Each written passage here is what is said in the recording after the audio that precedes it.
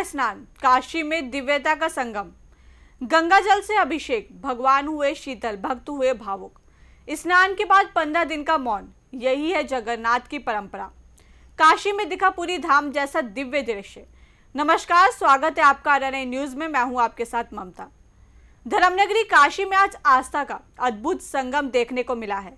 ज्येष्ठ माह की पूर्णिमा के पावन अवसर पर भगवान जगन्नाथ की पारंपरिक स्नान यात्रा पूरी श्रद्धा और उल्लास के साथ संपन्न हुई है।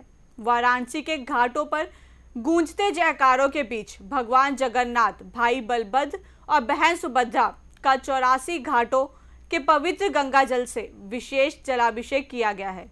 मान्यता है कि इस दिव्य स्नान के बाद भगवान अस्वस्थ हो जाते हैं और अगले 15 दिनों तक भक्तों को दर्शन नहीं देते।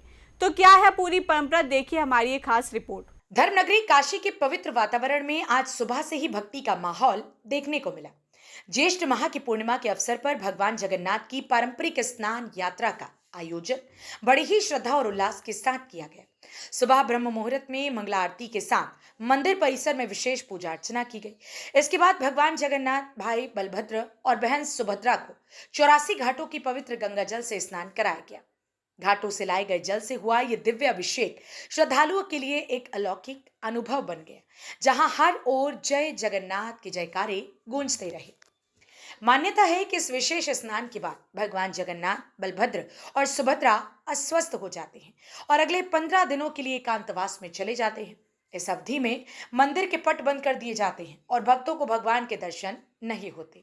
इन 15 दिनों के दौरान भगवान को औषधीय गुणों से भरपूर परवल के काढ़े का भोग लगाया जाता है ताकि वे शीघ्र स्वस्थ हो सकें। पूरी धाम की इस परंपरा को अनासरा कहा जाता है, जो अब काशी में भी श्रद्धा के साथ निभाई जा रही है। मंदिर के पुजारी के अनुसार ये पूरी प्रक्रिया भगवान के विश्राम और स्वास्थ्य से जुड़ी है, आस्था का प्रतीक है।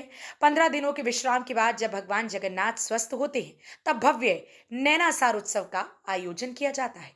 इस दिन भगवान का विशेष श्रृंगार किया जाता है, उन्हें नए वस्त्र धारण कराए जाते हैं और फिर भक्तों को दिव्य दर्शन प्राप्त होते हैं। ज्येष्ठ पूर्णिमा के दिन भगवान जगन्नाथ अपने भाई बहन के साथ स्नान करने निकलते हैं। भोर से ही भक्तों की ओर से लगातार उनका स्नान कराया जाता है और इतनी ज़्यादा संख्या में उनका स्नान हो जाता है कि वो बीमार से पड़ जाते हैं, जिनके बाद 14 दिन तक वो एकांतवास में रहते हैं और इस दौरान भारतीय चिकित्सा परंपरा के जरिए काढ़े से उनका उपचार किया जाता है। ये काढ़ा भारतीय सब्जियों के, भारतीय मसालों में प्रयोग होने वाले चीज़ों से बनाई जाती है, जिसके बाद अमावस्या के दिन वो स्वस्थ होकर अगले दिन नगर भ्रमण पे निकलते हैं। भगवान अपने भाई और बहन के साथ रथ यात्रा पर सवार होकर 3 दिनों तक काशी में वो नगर भ्रमण पे निकलते हैं और उसी दिन से काशी में लक्खा मेले की शुरुआत होती है और उसी दिन से जो काशी की जो परंपरा है त्योहारों की, वो भी शुरू हो जाती है।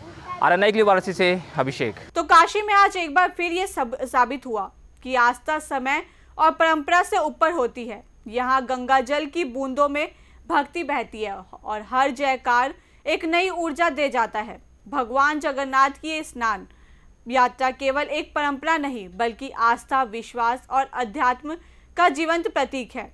इसी के साथ अब सभी भक्तों को अगले 15 दिनों तक भगवान के पुनः दर्शन का इंतजार रहेगा। फिलहाल इस खबर में इतना ही। बाकी की और अपडेट्स के लिए देखते रहिए RNI न्यूज़।